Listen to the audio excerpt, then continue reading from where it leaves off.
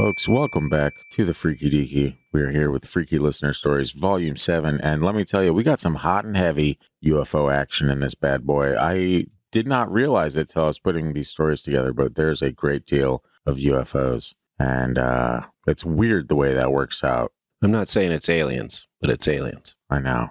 Yeah, so we got UFOs, we got a story about owls, we got sleep paralysis and big red demons. Got haunted factories, and of course we got the Book of Marlene towards the end, which is always a good time. So without further ado, folks, let's get into the episode, huh? We'll see you on the inside.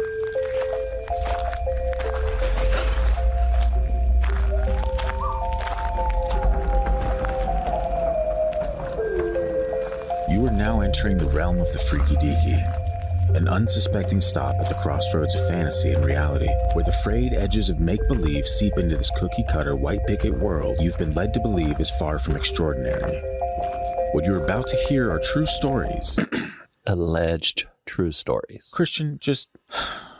okay? Tales of the strange and inexplicable thought only to exist in film and folklore. Although difficult to accept, we do not know everything about this reality. About time or space, what lies beneath the ocean's depths. And try though we might, the unchanging truth remains. There are some things we legitimately cannot explain logically. We are now on the inside.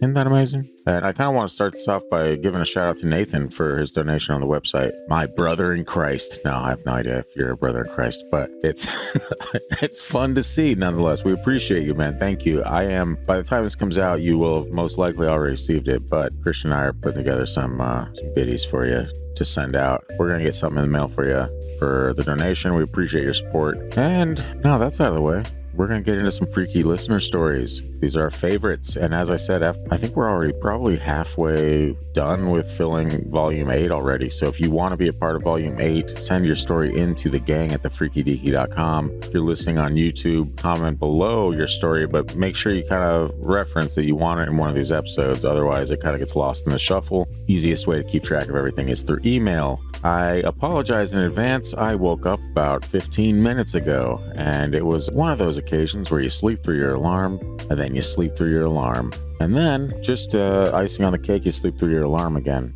But we're here now, and I'm going to try to be as energetic as I can with about 3 gulps of Bones Coffee in my system. Speaking of Bones Coffee, everyone go shout out Bones Coffee and tell them to sponsor the show, because I've just about drained my life savings into their business over the past 2 years, and it's about time that they support us. It's their turn now, all right? Anyway, it's fine. Christian, how are you doing? I am wonderful. Are you really? You sound very tired. I'm tired and wonderful. You're wonderfully tired. We're going to jumpstart this with probably one of my favorite submissions of all time. But before we do that, I just want to thank everyone for sending in their stories. These are, again, Christian and my favorite things to do, our listener story episodes, because it just feels like we're one part removed from this story. You know, it's someone sharing their story with us. It's like someone we know sharing the story. Exactly. Someone in our community. That's right, our community. Just our family, our community family. I don't know what to say, but you know what I'm saying. Yeah, our community family cult organization. We got a cult? I mean, it feels like maybe in the future, if things keep going the way they are, that yeah, we can all get a place somewhere out in the plains, build a nice little ranch or something like that, and we can dance around half naked like all cult members. Not all cult members. With zero judgment. We know our bodies. It's fine. I don't think the Hail Bop people cult danced around naked. Were you there? I'm pretty sure they did the Star Wars Mr. Spock sign and the Star Wars Mr. Spock. I mean, Star sign. Trek. Yeah, it is. Early. Wow, that's faux pas, major faux pas. Wow, Christian, what disrespect? Yeah, that is some serious disrespect. Wow. Respect there we go again. Respect Star Trek. Love Star Wars. Now that Christian's made a fool of himself, let's get into this first one. Once again. This first story is from Eduardo. It's called Taunted by a Flying Saucer and the Traveler. And Eduardo, thank you one more time. And this, again, one of my favorite stories that we've received. So let's get into it. I've been a trucker for 6 years now. I've done over-the-road trips to 48 states, and I now do local hauling of milk and delivering cow feed. I have many stories, but this one I'm going to tell is about the night I was driving next to the Yuma, Arizona Air Force Base. It was a clear night, about 2 a.m., and I was on the phone with my girlfriend heading to El Centro, California, about 1 hour from the Love's truck stop where I was going to call it a night. I kept seeing this odd thing in the sky. I was thinking maybe it's just my dirty windshield. Then I lowered my windows to see if I could tell if it was something flying like a plane without lights. It seemed to keep getting closer, but would then move far away in seconds. I told my girlfriend something kept flying close to me but had no lights on. 5 minutes later, trying to catch a glimpse of it, this round flying aircraft, like the ones you would think are extraterrestrial craft, appeared about 20 feet next to my rig. No lights, no propellers, just a whole saucer floating next to me. It made no sound, and it started to mess with me. It would zoom away for miles and then zoom back. I was about to pass out of fear while my girlfriend on the phone thought I was joking. I tried to snap a pic of it but was unsuccessful. After it flew away, I was able to calm down and reach the Love's truck stop. I called on the CB radio for drivers that might have seen it too, and a driver answered and said, "Shut the fuck up, driver. Get off the airwaves. They can hear you, and they don't want anyone speaking of what you saw tonight." I immediately turned off my CB and grabbed my shower bag to go shower. Scared and panicked, I walked to the store to grab a shower. As I was near the entrance, I saw this man with shades and a trench coat, like Men in Black, leaning on a white communications van with a lot of antennas on it. I avoided making eye contact. I could see he was staring towards the semi-truck parking, almost like he was searching for a certain rig. Afraid I might be the one he's looking for because of what I saw, I decided to shower. When returning to my truck, I walked to it from the car section and through under the trailers. I then locked my doors with seatbelts and texted everyone about what happened and how I was afraid they might take me for what I had witnessed. I barely slept that night, but waking up, I was so relieved. That wasn't the last time I saw that man in black. 3 months later, when delivering to a Home Depot in Arizona too, I got there at 7 p.m. when my appointment was at 9. I saw this man in a black suit walking in the delivery area. It was dark. I thought maybe it's a manager. The man walked towards me. Fear filled me, thinking this was my end. He was going to kill me or something. He stopped next to my door. My voice shaking, I said, "I'm sorry I'm early for my delivery, but can I still deliver?" I said with fear, not realizing why I said what I said. Then the man replied, "I don't work here. I'm just a traveler," and walked towards the door that leads to the receiver's dock. Me thinking this was a joke or a prank, I walked behind him and entered the same door he did to go into the warehouse. When inside, I asked a guy in the forklift who the man in the suit was. He said he didn't see no man in a suit. I then asked someone in the store, thinking maybe the forklift driver was in on the prank. Nobody could tell me they saw a man in a suit. To this day, I wonder why that man came to me and why that flying aircraft messed with me. Why me? And to follow that up real quick, I sent a email back to him kind of just asking, are you leaning toward it being more of a military government thing, or would you lean more toward it being extraterrestrial Men in Black type scenario?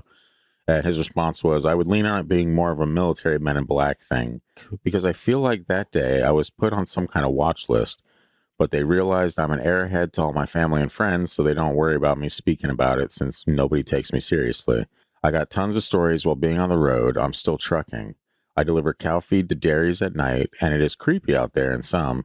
I think it was more of a government thing, but the man in black just disappearing upon entering the warehouse, I can't find any explanation for that. I don't believe I've encountered extraterrestrial life, but I do believe humans or an organization out there has freaky technology that we don't know exists. I think Eduardo's wrong. I think it's freaky deaky technology. Yes, of course. Freaky deaky magic. You should ask him if this guy was bald-headed and palish. Rub my large head. Why? It just always reminds me, because they gave those watchers, they put those watchers in the show Fringe for a while, and they all had bald heads and looked kind of pale and just different looking. They also had suits. So are you thinking that while Eduardo was driving, he accidentally drove onto the set of a show that's been off the air for a while now? And that's what he witnessed? That would definitely be a good podcast episode. That would be very interesting. Unfortunately, that is not where we are right now. No. It seems kind of military related. And maybe seeing that guy was just a coincidence when your nerves are on edge. But also the other truck driver saying that, I mean, It's hard to imagine why somebody would give a crap what a passing truck driver sees.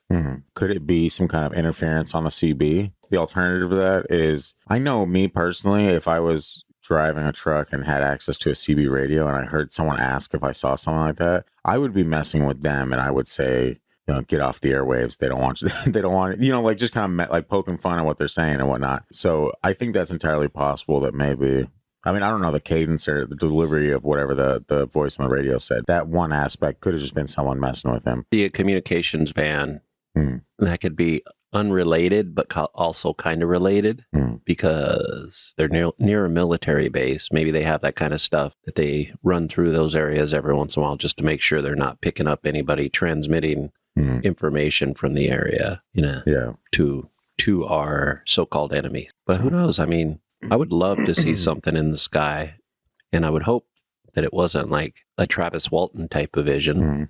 But take me with you. Oh, God.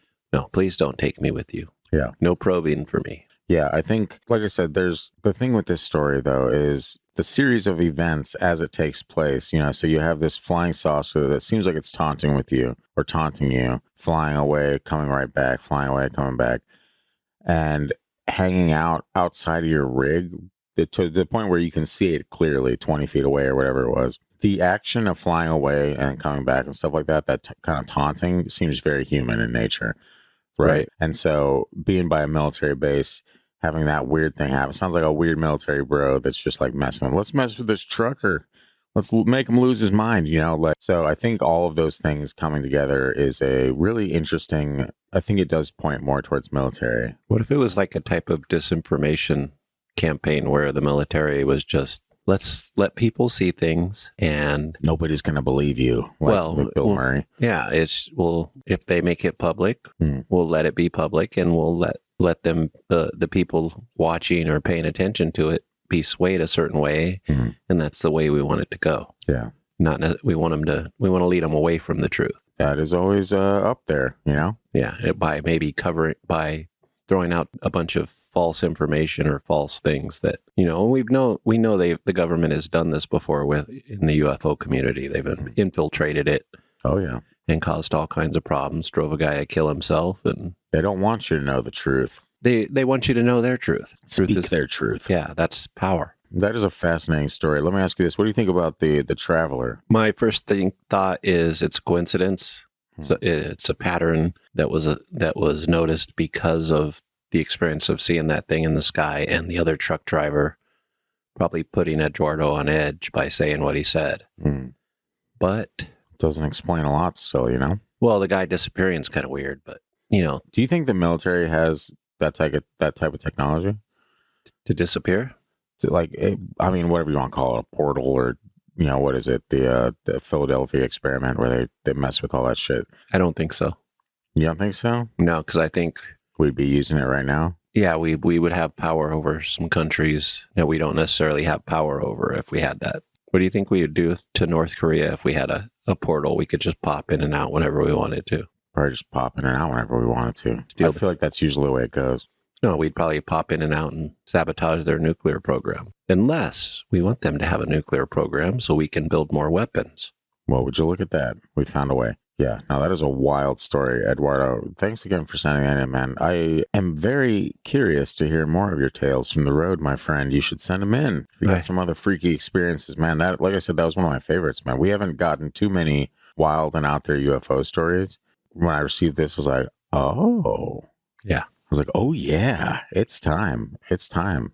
It's popping. Yeah, that as well, Christian. I'm sorry that Eduardo has to spend so much time around a bunch of cows on a farm, because that is not the most pleasant smell. That is very accurate. Not a pleasant smell at all. You know what's worse? Chicken farms. Did you ever drive through the one, I forgot where it was at, but it was toward LA. I don't remember. Maybe. You would know it if you drove by it, because like sometimes if the wind blew right, you'd gag.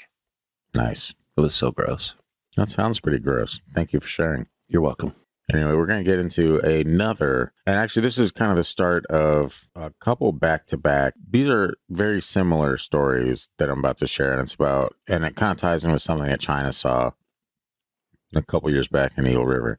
But this first one is from Jenny. Jenny. Okay. Who can I turn to? Okay. So anyway, Jenny says, I live in rural Idaho. It was over Labor Day weekend in 1998. I was 13. My best friend was staying over, so she, my sister, and I slept on the back deck. The deck looks over a canyon that is national forest, so there are no houses or lights. Damn, it sounds amazing. That's a great piece of property from the sounds of it. It was a clear night. You could see the stars and the moon was bright. We were laying there and just talking when all of a sudden I felt like we were being watched. I looked toward the canyon and saw a big yellowish white ball of light just hanging out. It was not the moon because that was above us. I asked my friend and sister if they were seeing this, and it started to slowly move in a zigzag pattern upward and just went out like a light and was gone. We ran inside to wake my parents up, and of course they did not believe us. So we slept inside the rest of the night.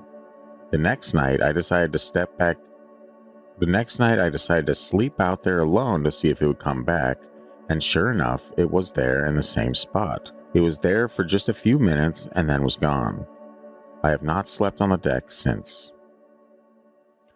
Now, take Jenny's story, right? And then in a similar vein, I was talking to Jamie a couple months ago, and she's the one that sent us that story from the Stanley Hotel. Mm-hmm. And she was telling me about a trippy UFO type sighting that she had. So I'll kind of read that off real quick as well. There's some context I'll throw in there in a second. Okay, so we're actually stopping at my sister's, who saw the orange ball with me on the way home.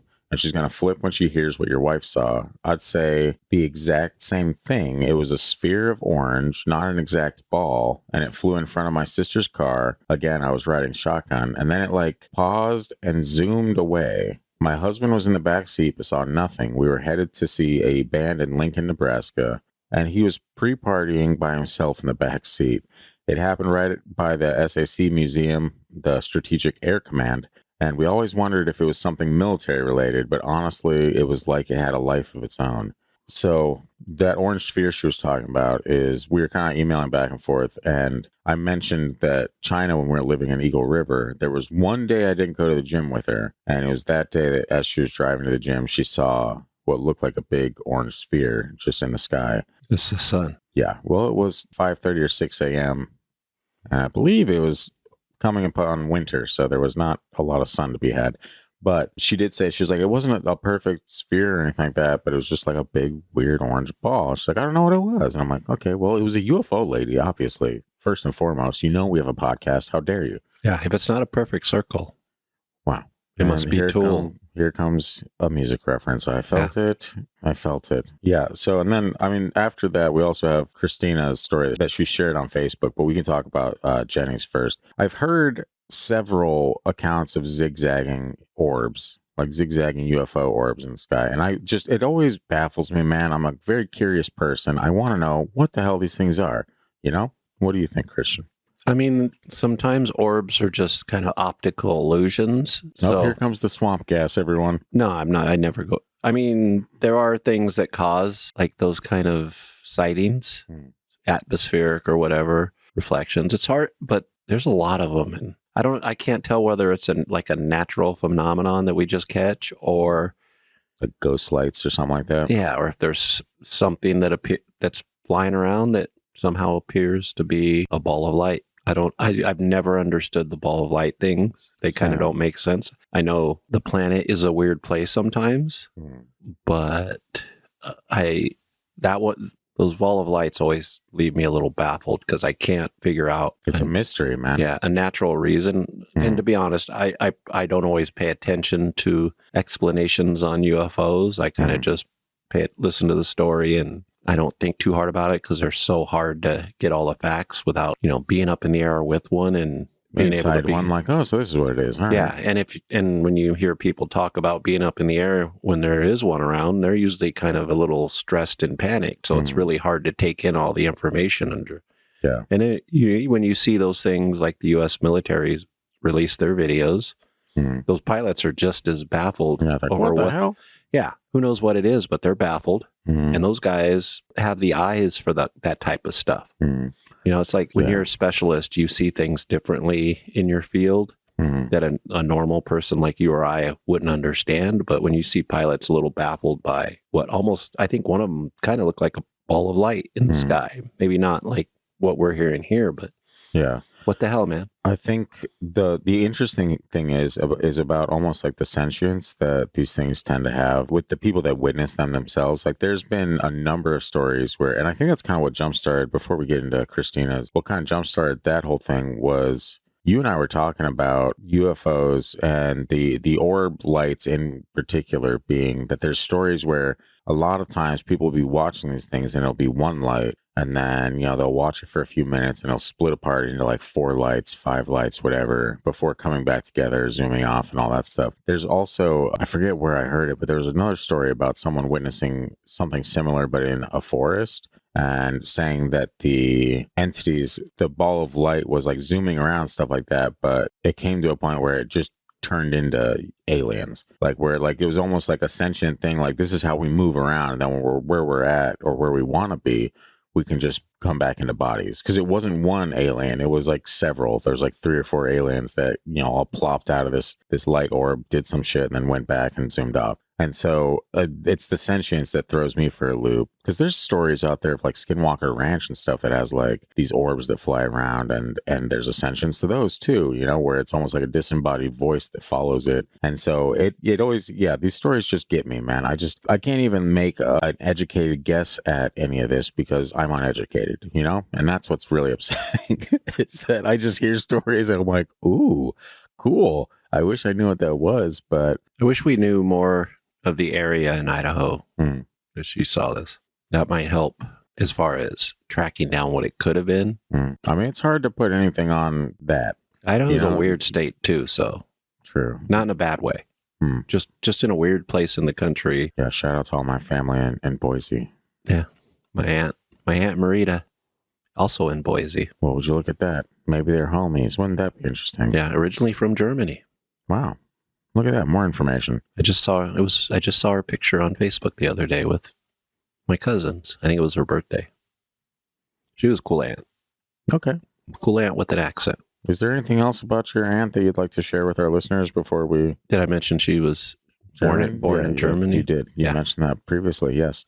Yeah, so Jenny, thank you very much for sending that in. And same to you as well, Jamie. Thank you for... That's the first time anyone has been like, oh yeah, I saw something very similar to that, to what China said she witnessed. And so now I'm on like the hunt for exclusively weird orange sphere UFOs. What are these things, damn it? And I hope your road trip went fantastic. It sounded like it was a great time. And I'm sure it's over by now because it's been a couple months. But if it's not, hey, happy trails. You know what I mean?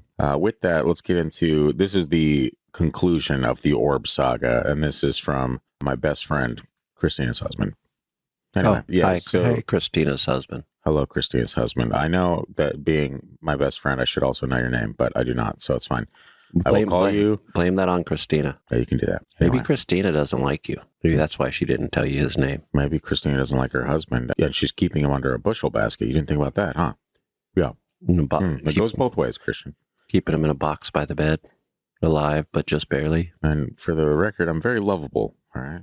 I have some quirks, but I'm very lovable. Like a teddy bear. Wow, getting so weird.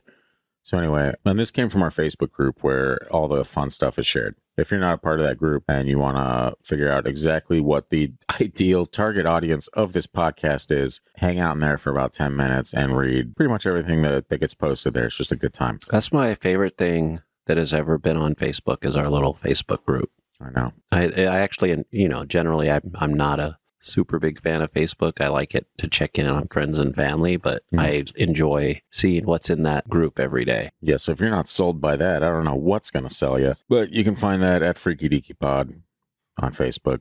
And just click groups or whatever. I don't know. You know how to navigate Facebook. Go do it, you weirdos. Yeah, it's pretty hard to listen to a podcast and not know how to navigate Facebook. Okay. Technology, man. Okay. So anyway, so this is from the Facebook group. Thank you for sharing, Christina and her husband. Keeping the UFO orb sightings chugging along. Christina writes, my skeptical-ish husband messaged me from work saying he had just seen and filmed a UFO, and I had already heard about it because our neighbor groups on Facebook were blowing up with people seeing it. My husband takes a long highway road that parallels the Fraser River to get to work. Where is this at?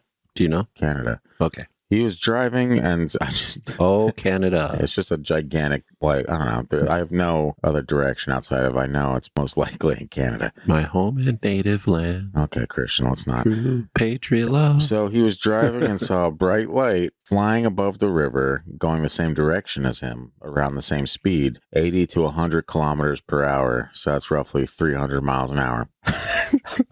I hate kilometers, man. It's too much. I like kilometers. It's easier. Christian, you're such a weird person, you know? You're such a weird person. And this is coming from probably the weirdest person. I just don't understand our choice to not use the metric system. Okay, we're not going to get into that. So it was around the same speed of 80 to 100 kilometers per hour. He thought... That's not 300 miles per hour. I know it's not. That's where the joke lies, my friend. Okay, sorry. He thought it was a drone at first. When he got closer, he said it was not a drone. He's a drone guy, so he'd know. And when he hit a stoplight, he and the guy in the vehicle beside him both locked eyes, and they both had WTF expressions. When the light changed, he took off to chase it. He got past 160 kilometers per hour. Ooh, he's moving. I know. Now he's going about 50 miles an hour. No. Still wrong. Still wrong. No, he's going 18 miles an hour. Holy shit. No, anyway, so an hour, and the thing kept going faster and then just took off. He started filming it as it went into the air and got farther and farther away before plummeting to the earth. Apparently it went into the ocean because if you Google that day, you'll find news articles saying over on Vancouver Island, they saw a meteor go down into the water. That wasn't a meteor. My husband and many others across the lower mainland watched it travel towards the ocean before plummeting. Anyway, very weird. And she mentions the first video is my husband, and the second video is a woman in a local neighbors group who was walking her dog and also witnessed everything. Clearly, it's ancient aliens or the military. Either way, I'm terrified. Yeah, so if you want to see that, I'm not going to go out of my way to post it. You guys got to go to the Facebook group. You can search it up yourselves. How's that sound? We should make a short out of that part with the video. There you go. What did I literally just say, Christian? What did I literally just get done saying? Just clip it out, throw the video up. You make it sound, you old people in technology, you make it sound like you just go somewhere, you push a button that clips it, and then it just like magically turns into a short. Like, no, that's a lot of time for your boy, you know? First off, I'm not old. And second off, the people. Also, Scott is always right. The people want to see. Yeah, the people do want to see it, and we want people on the Facebook group. Now we know you're CIA because you're covering up the truth. So people can go to the Facebook group and join. Scott's CIA. I don't trust him anymore. Wow. Coming from like the biggest misinformation man on the planet. Didn't we admit that we would do that if they paid us enough last week? Yeah, and I don't know about you, but I'm still sitting around in sweatpants. I haven't pulled up to the studio in my Maserati, you know? I wouldn't be that obvious, but I'd have a good sound system at home. I'd have a nice Lexus. Lexus, you can go more undercover. You think so? And then I looked up because I saw a Lexus and I was like, oh man, that looks very nice. And I looked it up. It was like $89,000. I'm like, okay, well maybe it's not for me yet. Yeah, but it's okay. This program is not brought to you by Lexus until they lower their prices. Damn it. So we have aliens hiding out in the ocean. And we've heard stories about that. And that's why this one was kind of fascinating, because we were talking just like earlier before she posted this, we were talking about that exact same thing. I shouldn't say aliens, UFOs. Look, at what point, I mean, yeah, it depends on who you ask, honestly. What if it's the military? That's kind of what we've been talking about. What if they put their stuff in the ocean just to like, you think you're going to get us? We have our stuff in the ocean. And yeah.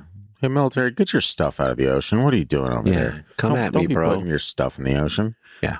Gross. They hide it under all the trash that floats out there. Yeah. So that the Russians and the Chinese can't pick it up.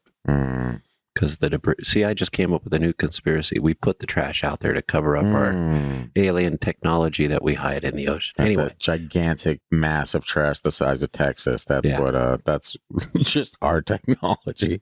You're like, what's with this gigantic, disgusting trash pile out here? Yeah, we hide our UFOs under it. Nary a word, friend. Yeah. That's an interesting one. Mm-hmm. Witnessing something like that in person would be pretty dope. Seeing like a UFO fly into the ocean.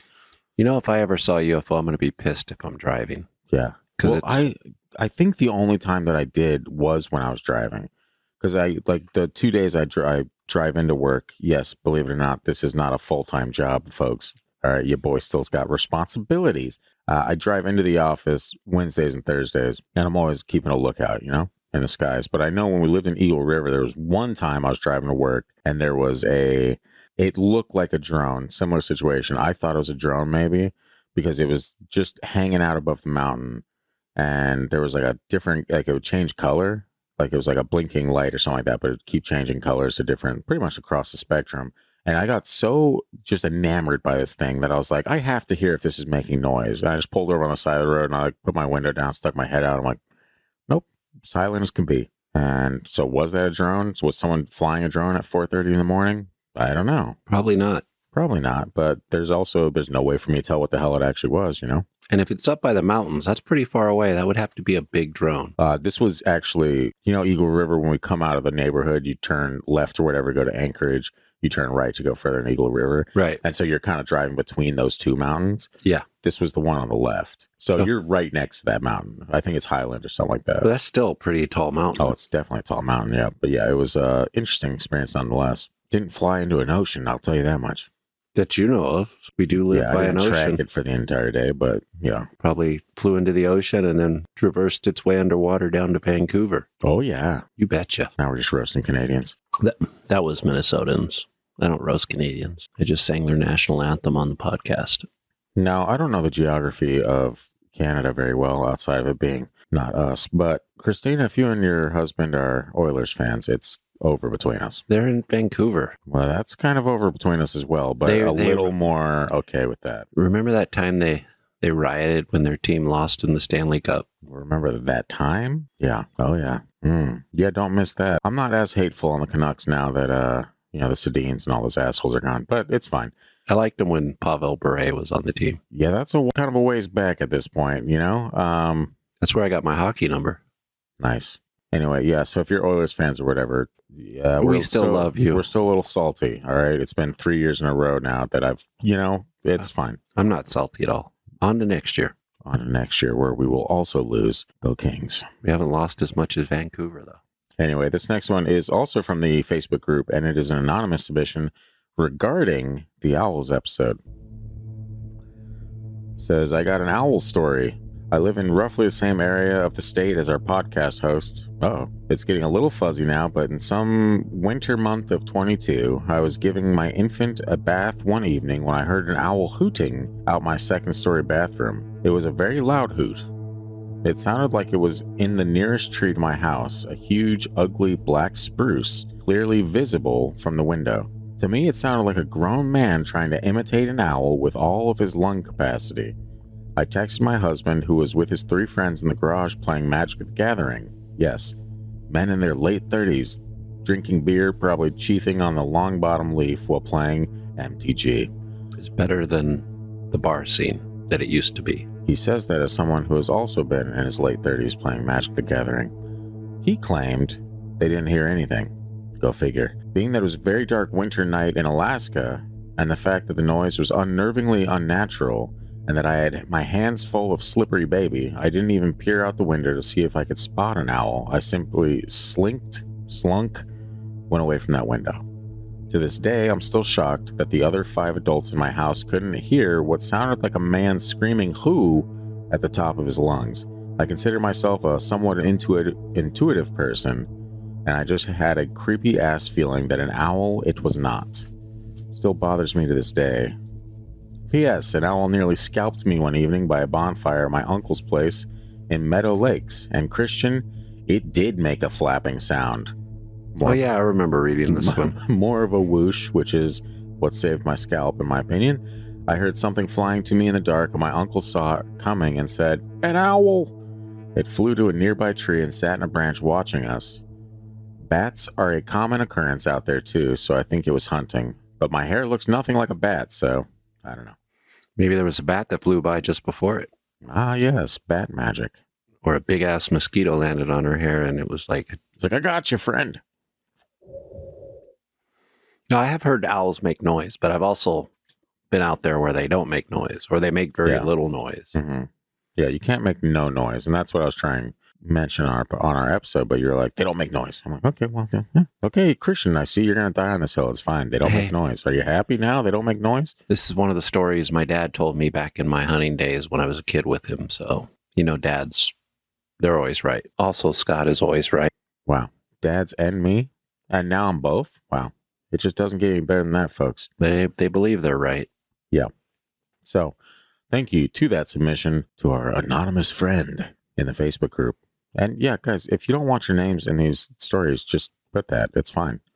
Share your experiences with us behind the guise of a mask. Who cares? Who was an owl reference? Isn't that beautiful? Tied it all together. What if it was just an old man walking around outside on the phone? Just coughing as long as that. No, I was like talking, so his wife's telling me, you need to go talk to so-and-so. Who? Yeah. So-and-so. Like, who? Oh, goodness. Disgusting old owl doing. I would check out as well. But out here, I don't know. More likely for something creepy to go down. And just to point out, in Winnie the Pooh, the owl was my favorite. Winnie the Pooh, the owl? The owl. Oh, you mean in the show Winnie the Pooh, the owl was your favorite? Yeah. Okay. Or the books. Okay. Yeah, so this next one is from Lera. It's called Sleep Paralysis and the Big Red Demon. And interestingly enough, I've had a red demon in my life. Rubbed my large demon head. So Lera writes, hi, my fellow creepy humans. My name is Lera Michelle, and I would love to share with the Freaky Deaky gang my first experience with sleep paralysis. It was so terrifying, I still vividly remember this almost 10 years later. I am an RN, and about 14 years ago, I had switched from working day shift on a telemetry, heart, critical care floor to working night shift on the same floor. I think the change in shifts is responsible for what I experienced at the time. A change in sleep schedule can induce lucid dreaming and sleep paralysis. I went to bed late that particular morning, a morning event at my daughter's elementary school, and was exhausted by the time I hit the bed. I distinctly remember the moment I opened my eyes and could not move. I felt utter panic. My eyes scanned my room, which was lit with an eerie red glow. I could see my wardrobe to the left, lit with a dusky red glow. Confusion set in. I didn't understand how I could see. My windows were completely covered. I shouldn't have been able to make out anything at all. As terror welled up inside me, threatening to spill through my soul, I tried to scream. With every ounce of terror I felt, as my gaze landed at what was at the foot of my bed, I saw what I can only describe as a demon or devil. If you want a visual, look at the red demon in an old Tom Cruise movie, Legend. Did you watch that? Long time ago, but I know. You remember what that demon's creepy looking, dude.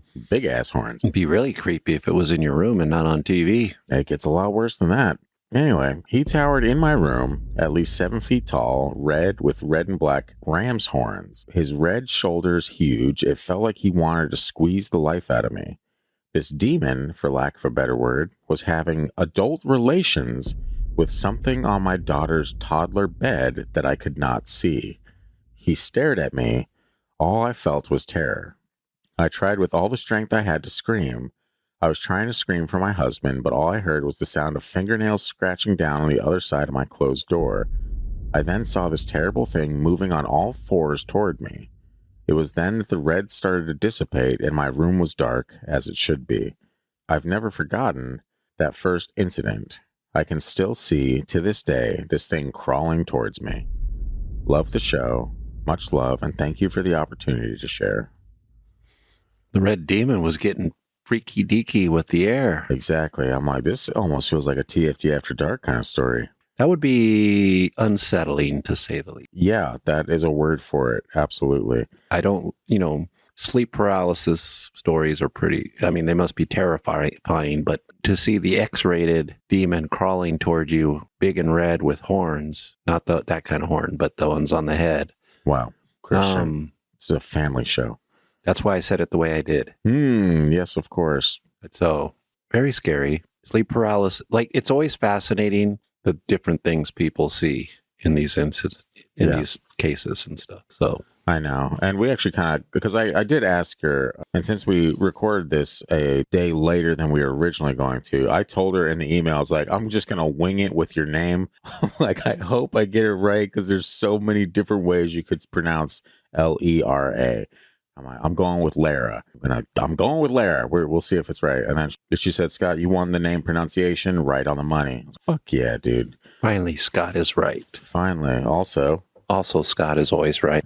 So that checks out. Anyway, I kind of asked her, because she is an RN, just her opinion. I was like, do you kind of lean more towards these things being paranormal, or do you lean towards them being more just natural brain occurrence, blah, blah, blah. And so since she responded and we didn't get a chance to record this yesterday, I'm just going to go ahead and throw this in here real quick because she has a really funny idea that I think would be hilarious too. But she said, I actually think sleep paralysis is either be from waking up, our brains can do some crazy things, but I think it also could be paranormal. I don't have the typical feelings, i.e. the feeling of something being on my chest. I could see everything in my room, but I had my windows completely covered. It was pitch black. I could have just remembered where everything was, I guess. Why would I conjure up the image of this being around my daughter's bed? And she said, I could go through a lot of stories, and I'm definitely good at picking out reasons they may have seen what they believe to have seen. And then she says, now I should definitely be on the show as your medical consultant from time to time. Please don't fall over laughing and hurt yourself at my suggestion. I told her, I responded and told her, I was like, you laugh at that, but I think that would be a hilarious idea if we have stories sometimes that we're like at a standstill, which is very often. If we're like, okay, I think it's this, you think it's that, we call on a third person back. Is this the brain? Is this a paranormal experience?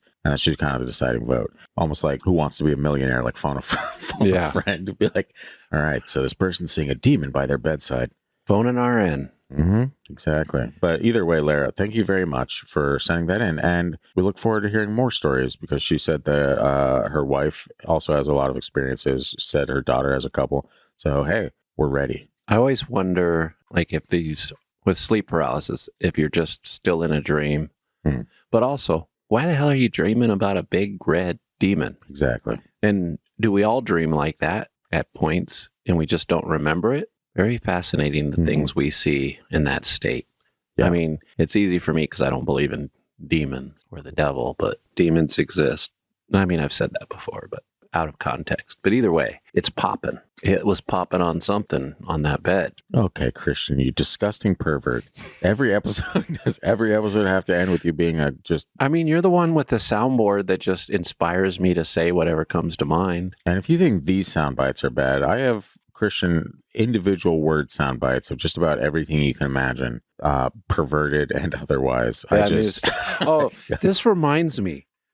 So I'm working last night, and when I'm at work, I'll put on the podcast, get some extra views. We have an extra TV back there that we don't always use. So I put the podcast on that, and I'm standing there talking, and I glance over at the TV, and it's usually I don't put the videos on because it's kind of weird to work there and then have my face over on the TV in the corner. Yeah. But, it was a Friday. I usually get our views from there. Sure. They don't mind. Why not? I look up, my face is on the screen, and I see the word pervert flash up. And I'm like, that month. And then I pointed it out, and I'm like, he does this crap to me all the time.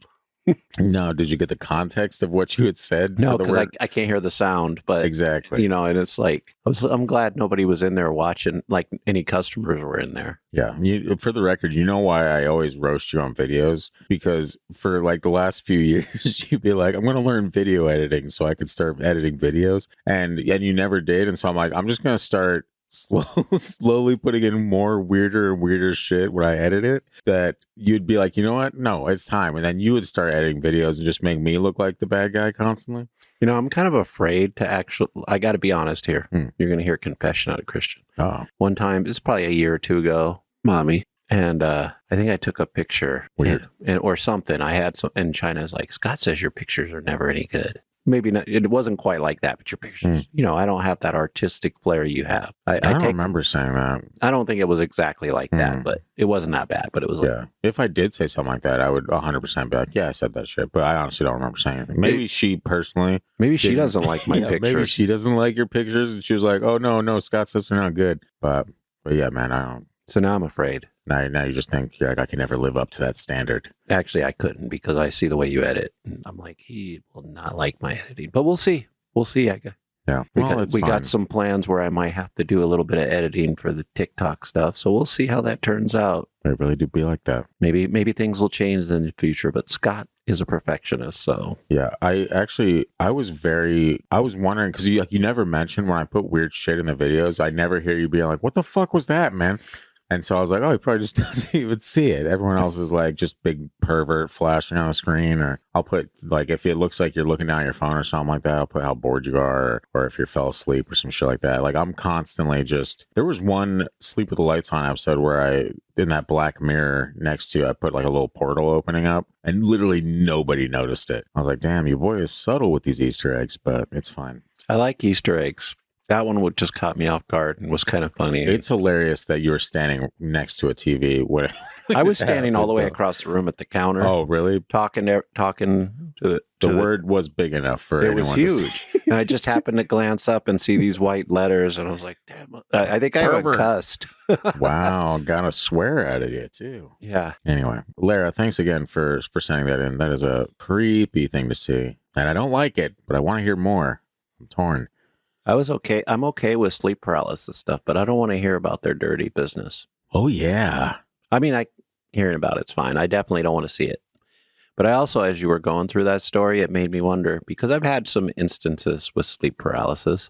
Made you wonder. Is my boyfriend a demon? We've established that already. Demons exist. You're right. But the reason I don't think I've ever seen anything with sleep paralysis, I don't open my eyes. Yeah. So, and I never thought about like not opening my eyes. I'm just like, I can't wake up. But I'm awake. I might as well sleep again. But then when I finally do wake up, I open my eyes. Maybe next time I need to open my eyes and see what kind of demons I see. It just opens my eyes a little. That would be a fun story to tell on the podcast, though. That would be a fun story to tell on the podcast. I saw a demon. It was in my head. This next story is from Logan. Shout out to Logan. It's called Haunted at the Factory. It says, a while ago, I started working at this factory in my area that was built about 3 years ago over top of an old factory they tore down. I'm usually working by myself in the back, and throughout the day, I was hearing someone walking on my platform when no one was there. I was hearing my name called from places no one was, and felt like I was being watched constantly. Eventually, I was seeing someone wearing the same kind of uniform that I did, but I never saw their face. When I turned to see who it was, there was no one there. One day, I saw the imprint of a ghastly face and large hand imprinted on the glass of a door in my area that stayed until I left that night. I asked other coworkers who worked the same area alone, and they all agreed on seeing and hearing this entity. One day, I asked it to please leave me alone because I was trying to work, and I've never seen it since. Love your guys' podcast. I found it while at work and have been binge listening ever since. Thank you. I have lots of other stories about mimics, disembodied footsteps, sleep paralysis, and astral projection if you ever want to hear them. And I said, if we ever want to hear him. Logan, of course we want to hear him. You're being ridiculous. We want to hear all of them. That's right, every single one of them. So get to typing. I like the mimics. I know, I was like, oh, we don't get too many mimic stories. Yeah. I think the last one we got, I might have only posted it on Instagram too. I think it was from Seth. But yeah, that was an interesting story. And mimics are just creepy in general. So send everything you got. I feel like mimics are one of the oldest supernatural experiences there are. Yeah. And I don't understand what is out there and the purpose of the mimicry. Yeah. This story was interesting with the seeing the same uniform that he's wearing, but not being able to see the face. What if it's him? What if it is him? Like just him seeing himself in the future, in the past, or what if we all leave some kind of an imprint? We just don't notice it until it's a tragic imprint that echoes through history. Yeah, that's my thought on that. No, man, when you said that, what if it's him? It reminded me of something. I'm trying to figure out if I added this to a story somewhere, but it might have been it might be in one of our bonus stories videos. What if? Go ahead. I'm sorry. No, it was just this story of a guy in the woods. His chickens and his livestock and shit were going missing. And so he gets to the point where he's like, no, fuck whatever's taking these things. I'm going to go hunt this thing down. And so one day he goes out into the wood line or whatever, and he sees this kind of thing moving behind a tree. And he's like, I see you there. Come out or I'm going to blast you to pieces pretty much. And he said this thing kind of slinks out, and he said it's him, but with just a really ear to ear smile, creepy ass smile. And it chased him back to the house. And I was like, that story got me so bad, man. I was like, oh God, no. And I know I put it somewhere. I hope I did. Otherwise it's gone forever. But yeah, creepy, man. Mimics. No, thank you. Maybe that's why he couldn't see, Logan couldn't see the face, because it was him. Yeah. And that would, like, sometimes your brain will protect you from trauma. So if you're looking at somebody in the same uniform and it's you, Your brain's like, that can't be you because you're you. Or the brain's like, your subconscious cannot handle this. Yeah. Or you're conscious, because your subconscious would filter out the scary stuff to help you. And the subconscious would get to it first. Yeah. And they'd be like, file this and forget. There you go. Nothing to see here, friend. Yeah. Yeah, that's a creepy story. He can't afford therapy. Yeah, same. But here we are. Yeah, Logan, thanks again for sending in, man. And we're stoked you're enjoying the show, man. Binge listening at work. We love nothing more than helping you guys get through your work days. Yeah.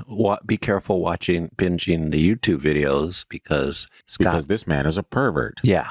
I have never been a pervert in my life. Christian, that's something a pervert would say. How dare you? Anyway, we're going to close things out with a doozy. Are we closing things out? I thought we were doing something else afterwards. Are we closing out the stories? I thought we did voicemails. Would you like me to finish my sentence? Or did you It depends on if you're going to call me a pervert or not. Yeah, I will just for the sake of it if I have to, but we're going to close things out with a doozy. Let's take things to our lead investigator in the field, somewhere in Texas, which is 3 times smaller than Alaska, if you're wondering. None other than Marlene. Dude, I hear so many complaints about Texas at the store. I believe it. But it's because of what's legal and what's not. Classic. Anyway, now Marlene takes her dedication to the show to the next level. Yeah, that's right. 3 back-to-back voicemails followed by an email. In layman's terms, the woman's a living legend, okay? Dedication. This is what we love in our listeners. This is dedication. Take notes. Anyway, let's get to these voicemails, then I'll close it out with her email. Let me make sure this phone is connected before I start pushing buttons. You ever get your coffee at just the right temperature and it's amazing? You drink cold coffee, so that doesn't count. Christian, if I had $100 million for every time you bump the mic while drinking your coffee, I'd have about $300 million. I apologize. Chris, what kind of weird-ass fucking noises with that? That's the noise perverts make. Fucking a seal or something like that. Do you see my red body and horns? Wow. Anyway. We are the Freaky Deaky podcast, so you got to bring it sometimes. Okay, I wish someone would bring it back. Anyway, Marlene, what have you got for us? It's your lead investigator here.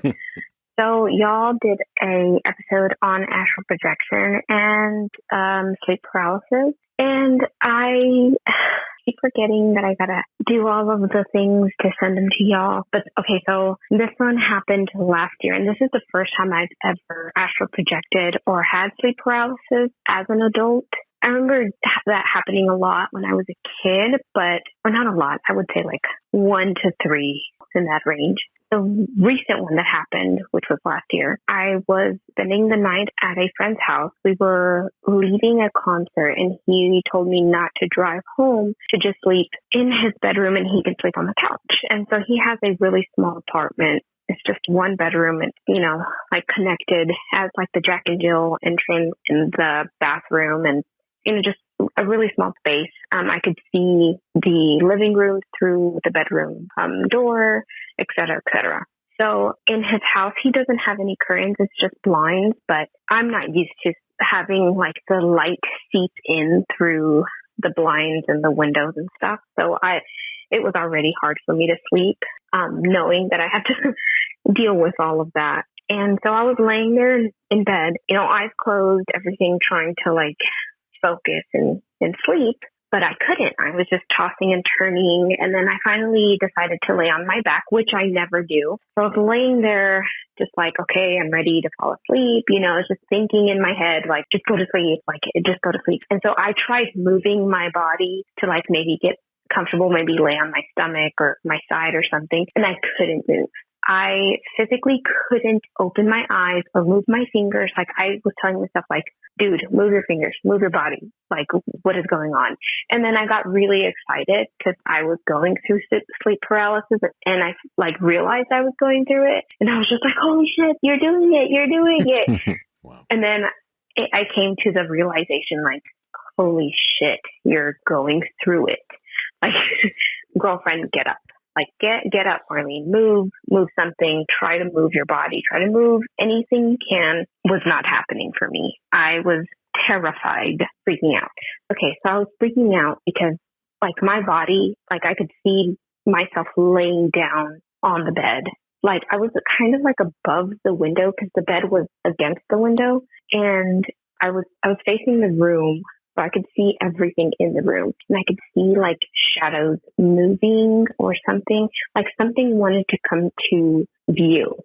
And then, so I obviously from all the shit that I've been hearing, you're not supposed to let like the shadows close to you because they could get it, take over your body or whatever, all that crazy shit. They're perverts. So I was like, okay, like what are the things that you do or say like to get these things away? But I couldn't think of it. I just kept looking at the people because they started turning into people. So there was this lady and her daughter and her husband. Her husband and her were fighting in the bedroom, and they kept looking at the entranceway to the living room. And it was their little girl that had like slammed the door open, and she was like, I'm tired of you guys fighting. I really want to get out of here. I'm tired of y'all. Like y'all are, and she was young. She was, 10, I would say. And the mom and the daughter had I think it's called like a hijab or whatever, like the head thing, majig. That and is then what the it's dad called. was just big old mustache, just bald head, just yelling, just angry. And there was just so much sadness in the room, so much like anger. And the lady saw me and she looked at me and was like, can you help me? I need help. Help me. Help me. And I was petrified. Obviously, like I couldn't. And she kept trying to get closer to me, and she was like, please help me. She noticed me, and then like nobody else noticed me. It was just the mom. And the guy was like, who are you talking to? And they were speaking a different language. But I could understand, which was really weird. But she just kept like wanting my help, and I couldn't help her. And I was like, don't get next to me. Don't like stay away. Like, I can't help you. I don't know what you want. I was sweating. I could feel my body sweating, which was disgusting, but anyway, like Nice. I don't know how to explain it. I felt like I was just terrified. You could just feel like I don't know how to explain it. It's just like this weird feeling on my body. Like I could feel what my body was going through. And I kept telling myself, wake up, Marlene, wake up. This is not like, it's not real. It's or like something like, I don't know. I didn't know what to tell myself, honestly. I was terrified. And like, I kept going in and out of my body because I guess, honestly, I don't effing know what I was going through.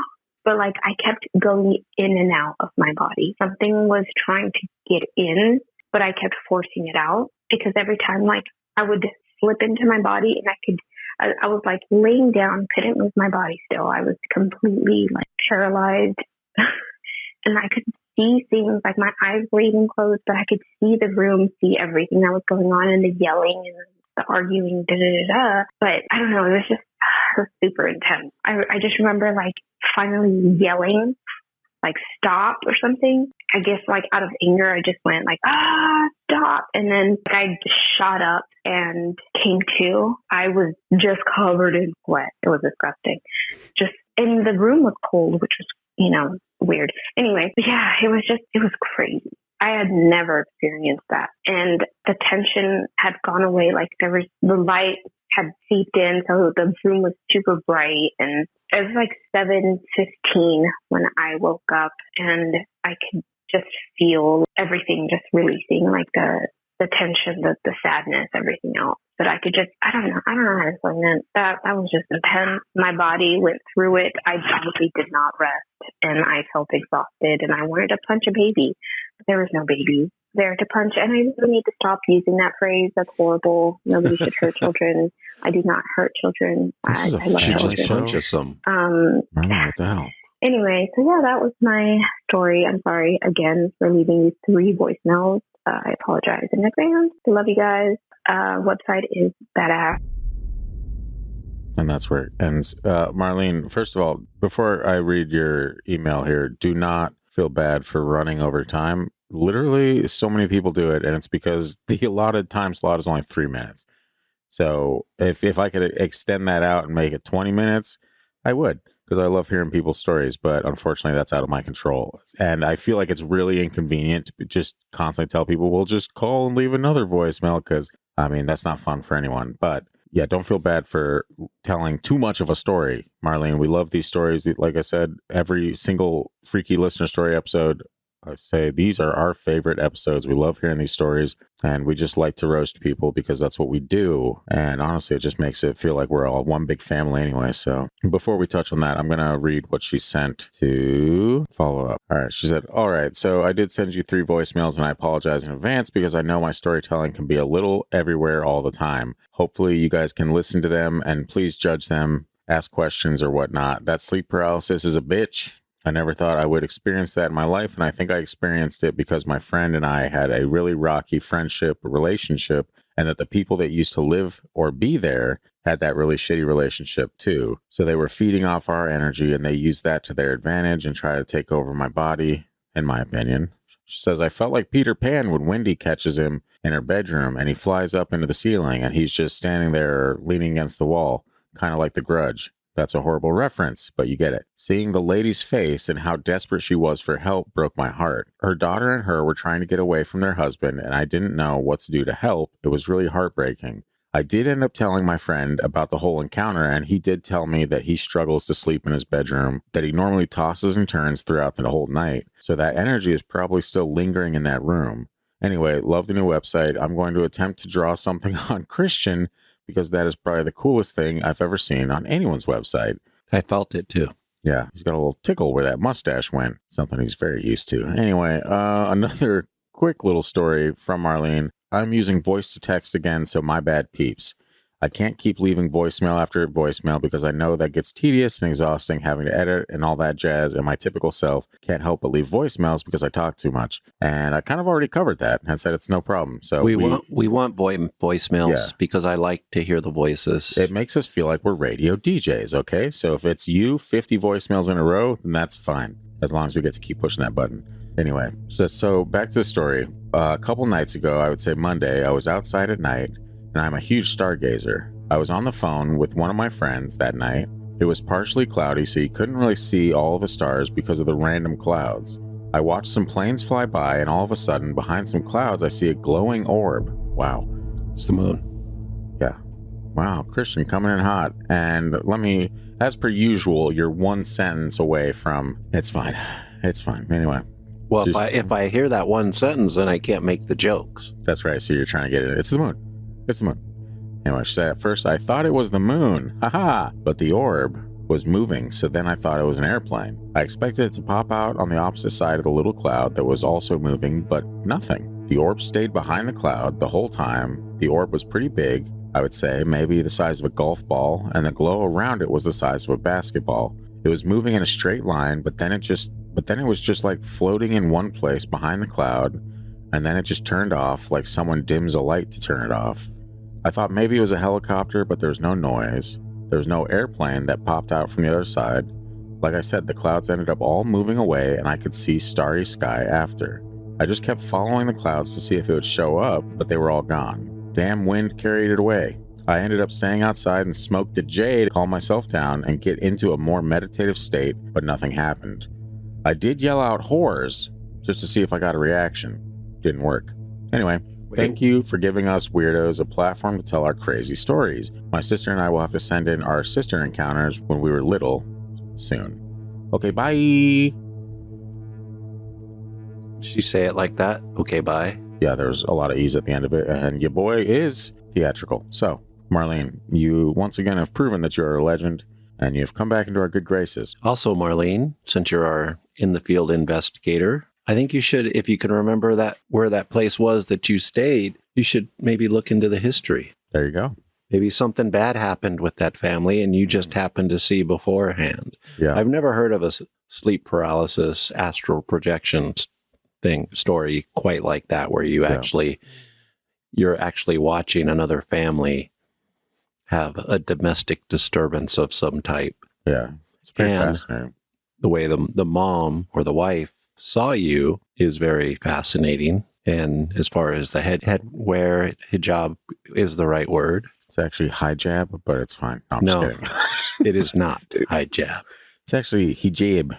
So you're welcome. Mm. Everyone out there listening, start saying that. I just want you to be embarrassed in Please public. do not say that. That's kind of racist. See, that's where it's interesting because you say it's racist for mispronouncing something. You sound On purpose. On purpose. Yeah. Well, they wouldn't be doing it on purpose. They'd be doing it based on what they believe to be truth coming from my mouth. And that would be their first mistake, but still not racist. Scott is not always right. Also, Scott is always right. No. Yes, of course. Church magic. There you go. Church magic. We're Church back. magic's the best. That is the best. Like it doesn't, there's very little context to which I can use it properly in our conversations, but it is one of my favorite buttons. Yeah, I wish church magic was real. Well, That would make it fun. well, if you wish, then technically it is. Ta-da. Isn't it weird how many orb UFO stories ended up in this episode? Like how many people consecutively sent in stories that were about UFO orbs? And then just for shits and giggles, I ended it on Marlene's. There's That like was 4. There's like 4 in this episode. That is that's one of the weirdest sleep paralysis. Mm-hmm. Also, like astral projection in this case, that means you can travel through time because that's what she did. She traveled through time and saw the previous inhabitants. Through time or on top of time? I mean, it is. If it's a flat circle, Yeah, person, then you're just technically- on top of time. Yeah, you're just gonna go in that circle over and over again, life after life. But would it even be like a time thing, or would it be a ghost thing where you're witnessing a ghost of who used to be No, there? it sounds like a time thing because you're experiencing time travel, which theoretically is one thing you can do during astral projection. I've experienced time travel my entire life, Christian. So That's just called memories, nope, that's just called getting older. and But- your memories are not accurate.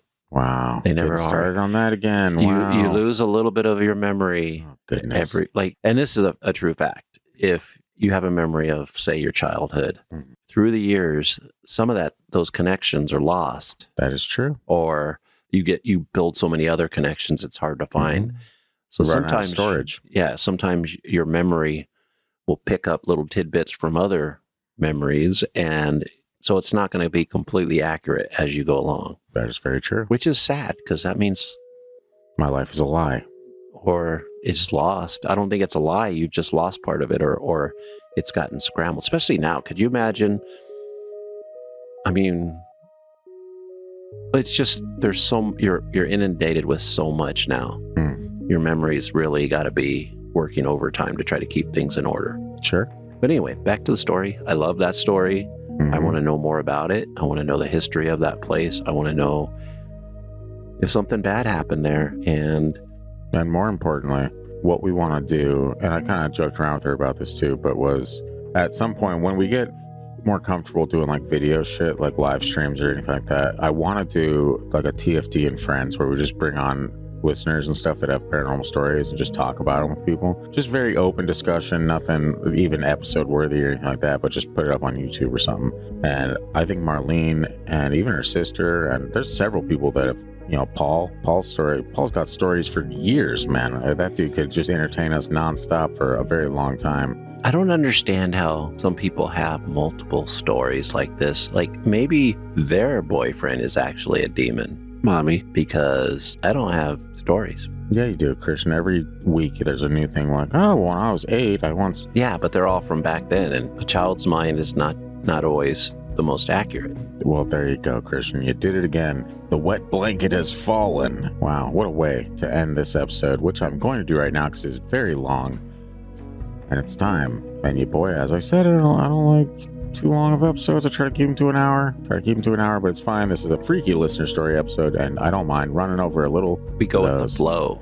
We go with the flow, and the flow has taken us to an hour and 26 minutes and 33 seconds, which will probably be boiled down to, I'm calling it right now, an hour 10. Yeah, Hour 10. whenever I go with the flow, I end up at Mel's Diner. Okay. So anyway, once again, thanks to everyone who has sent in these stories to us. We really do appreciate you guys taking the time to write them in and send them to a couple of random weirdos on the internet or the airwaves, however you want to view it. It truly does mean a lot to us, and we hope to continue this series for many, many moons. Actually, moons come out very often, so how about many years, decades, lifetimes? Let's keep it popping, you know what I mean? It's popping. We want Meantime, to put this podcast in the astral realm. Wow, that sounds like a horrible idea, but hey, let's give it a shot. Who cares, you know? Could you imagine the interviews? I can, and they sound horrifying. We just have to invest in Sage and Exorcist. Yeah, that's it. That's all. But Demons exist. anyway, we will catch you next week where we are actually going to be dropping the Okinawa episode. So I know I was like, it'll probably be a couple months, but it is not. It was a few weeks, and I'm ready. We're going on vacation to Japan. Oh, yes. It is time. And so we'll see you right back here next week on the Freaky Deaky. Remember to follow us on social medias at Freaky Deaky Pod. If you're on YouTube, comment what your favorite story was from today's episode, or if you got a story that you want to hear in Volume 8. Like I said, space is limited. Get your stories in now. Otherwise, you're going to find it on Volume 9, my friends, and you don't want to be a part of that. 9's a good number. You want a nice round number, like 10. No, 3, 6, and 9, man. You forget what genre we're in. I think those are the numbers that Nikolai Tesla said were very powerful. You are correct. For the first time, this podcast history, Christian, you've done it. And it's popping. We'll see you next week, folks. Goodbye.